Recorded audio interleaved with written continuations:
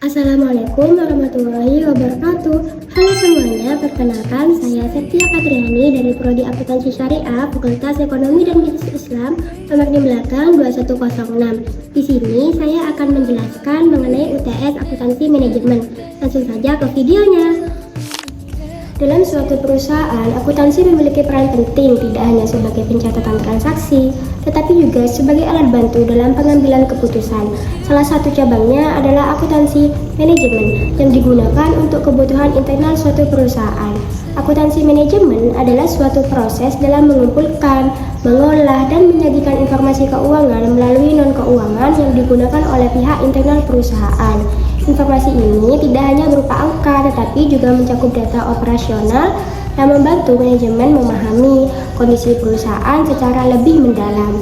Tujuan utamanya adalah membantu manajemen dalam proses perencanaan, pengendalian, serta pengambilan keputusan agar perusahaan dapat berjalan lebih efektif dan efisien. Sedangkan akuntansi keuangan adalah sistem akuntansi yang digunakan untuk menyusun laporan keuangan yang ditujukan kepada pihak eksternal seperti investor, kreditur, pemerintah, dan pihak lain yang berkepentingan terhadap perusahaan.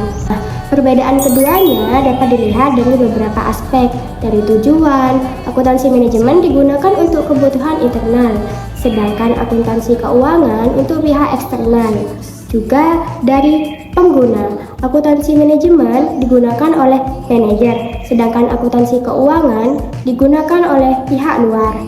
Dari format laporan, akuntansi manajemen itu lebih fleksibel dan tidak terikat oleh standar, sedangkan akuntansi keuangan harus mengikuti standar seperti PSAK atau IFRS. Dari fokus waktu, akuntansi manajemen lebih berorientasi ke masa depan, sedangkan akuntansi keuangan lebih fokus kepada masa lalu.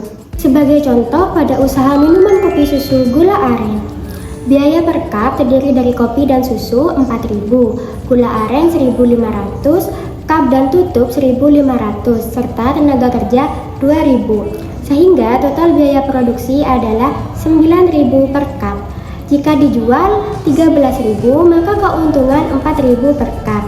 Jika biaya naik menjadi 10.000, maka keuntungan turun menjadi 3.000. Sehingga manajemen dapat mengambil keputusan seperti menaikkan harga atau mencari supplier yang lebih murah. Lalu yang kedua, peran akuntan manajemen. Digitalisasi. Etika akuntansi manajemen memiliki peran yang sangat penting dalam membantu perusahaan dalam pengambilan keputusan yang lebih tepat dan efisien. Peran pertama adalah sebagai perencana, yaitu menyusun anggaran perusahaan seperti biaya produksi, biaya operasional, dan target penjualan agar perusahaan memiliki arah yang jelas. Peran kedua adalah sebagai pengendali, yaitu membandingkan antara anggaran dan realisasi untuk melihat apakah terjadi penyimpangan atau tidak. Peran ketiga adalah sebagai pendukung keputusan, yaitu menyediakan informasi yang relevan agar manajemen dapat memilih keputusan terbaik. Selain itu, perkembangan teknologi membawa perubahan besar dalam akuntansi manajemen melalui digitalisasi. Digitalisasi memungkinkan proses pencatatan dan pelaporan dilakukan secara lebih cepat, akurat, dan real time menggunakan sistem seperti ERP atau aplikasi berbasis cloud. Dengan sistem ini, manajemen dapat memantau kondisi perusahaan kapan saja tanpa harus menunggu laporan manual. Akuntansi manajemen juga mulai berkembang ke arah sustainability atau green accounting, yaitu konsep yang menekankan bahwa perusahaan tidak hanya fokus pada keuntungan, tetapi juga harus memperhatikan dampak lingkungan, misalnya dengan mengurangi limbah plastik atau menghemat penggunaan energi dalam proses produksi. Dalam menjalankan tugasnya, akuntan manajemen wajib memegang prinsip etika profesi seperti integritas, objektivitas, kerahasiaan, dan kompetensi profesional. Misalnya, jika diminta memanipulasi laporan keuangan agar terlihat lebih untung, maka akuntan itu harus menolak karena hal tersebut melanggar etika dan dapat merugikan banyak pihak. Selanjutnya, soal yang ketiga, klasifikasi biaya. Biaya dalam akuntansi manajemen adalah seluruh pengorbanan sumber daya yang dinyatakan dalam satuan uang untuk menghasilkan barang atau jasa. Biaya ini sangat penting karena digunakan sebagai dasar dalam menentukan harga jual, menghitung laba, serta mengendalikan operasional perusahaan. Dalam akuntansi manajemen terdapat dua konsep penting, yaitu objek biaya dan keterlacakan biaya. Objek biaya adalah sesuatu yang menjadi fokus perhitungan biaya, misalnya produk seperti makanan atau minuman, jasa, atau aktivitas tertentu dalam suatu perusahaan.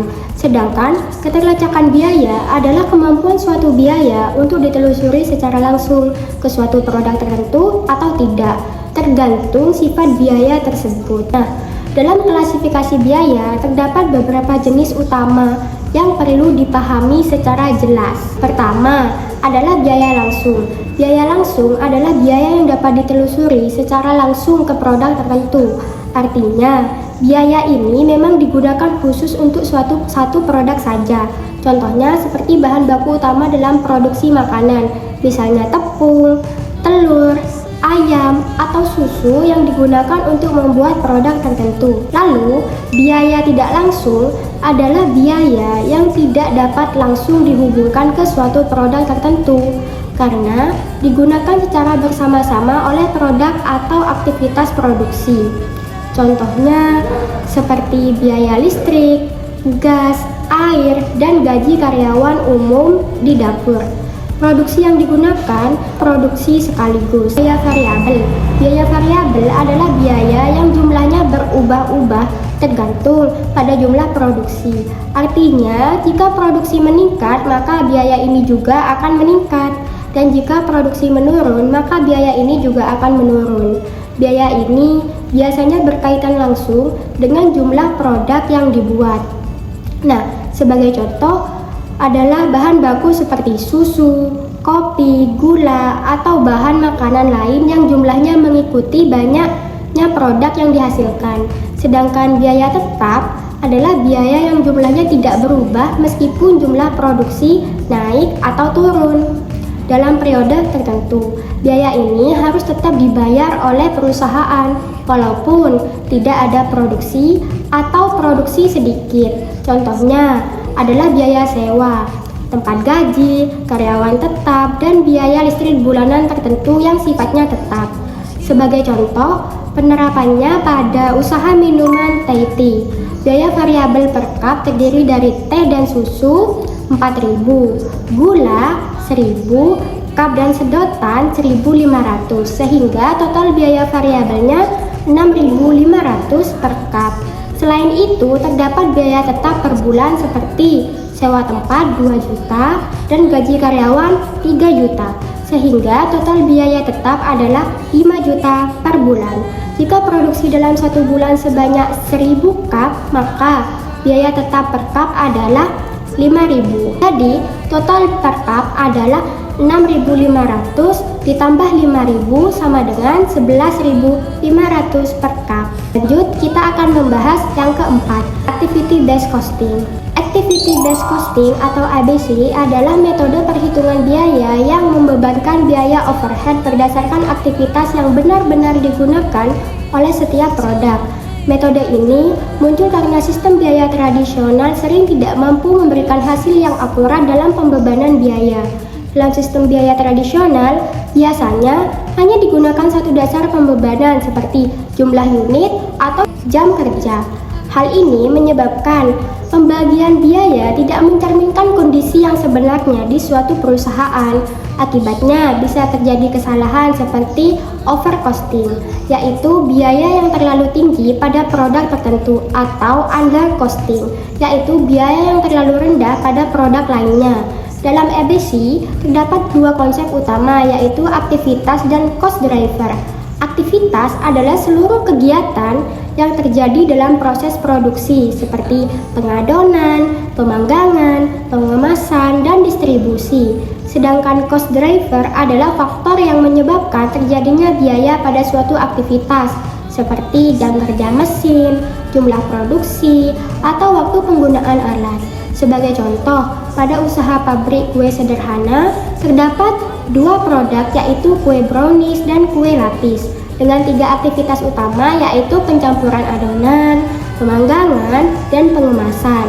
biaya pencampuran sebesar 5 juta dengan total 250 jam sehingga tarifnya 20.000 per jam. Biaya pemanggangan 8 juta dengan 400 jam sehingga tarifnya 20.000 per jam. Biaya pengemasan 2.500.000 dengan 5.000 unit sehingga tarifnya 500 per unit, 500 perak. Setelah itu dilakukan perhitungan penggunaan aktivitas oleh masing-masing produk. Hasilnya menunjukkan bahwa setiap produk memiliki konsumsi aktivitas yang berbeda, sehingga biaya yang dibebankan pun juga berbeda. Hal ini membuat ABC lebih akurat dibandingkan sistem tradisional, karena setiap biaya dihitung berdasarkan aktivitas nyata yang digunakan. Lalu, pembahasan yang kelima, Activity Based Management (ABM). Activity Based Management atau ABM adalah pendekatan manajemen yang menggunakan informasi dari Activity Based Costing yang tadi atau ABC untuk mengelola aktivitas perusahaan agar lebih efisien dan menghasilkan keuntungan yang lebih optimal. Jika ABC berfokus pada keuntungan biaya produk, maka ABM lebih fokus pada bagaimana cara mengelola aktivitas tersebut agar biaya dapat dikurangi dan nilai perusahaan dapat ditingkatkan. ABM sangat berkaitan erat dengan ABC karena data dari ABC digunakan sebagai dasar dalam menganalisis aktivitas perusahaan. Dalam ABM, aktivitas dibagi menjadi dua, jenis aktivitas bernilai tambah dan aktivitas tidak bernilai tambah. Aktivitas bernilai tambah adalah aktivitas yang secara langsung memberikan nilai kepada produk dan sudut pandang pelanggan. Artinya, jika aktivitas ini dihilangkan, maka kualitas produk akan menurun. Contohnya adalah proses pengolahan bahan baku dan pemasakan produk.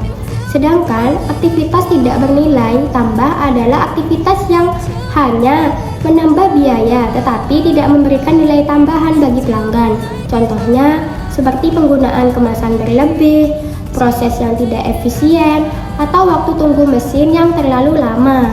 Sebagai contoh, pada usaha minuman jus buah, ditemukan adanya pemborosan pada proses pengemasan yang menggunakan terlalu banyak plastik, serta waktu tunggu mesin yang tidak optimal.